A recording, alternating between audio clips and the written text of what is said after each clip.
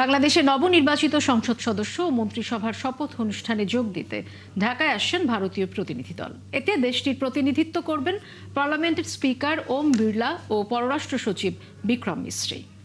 ভারতীয় সংবাদ মাধ্যম এনডিটিভির প্রতিবেদনে বলা হয়, লোকসভার স্পিকার ওম বিড়লা মঙ্গলবার বাংলাদেশের প্রধানমন্ত্রী হিসেবে তারেক রহমানের শপথ গ্রহণ অনুষ্ঠানে ভারতের প্রতিনিধিত্ব করবেন।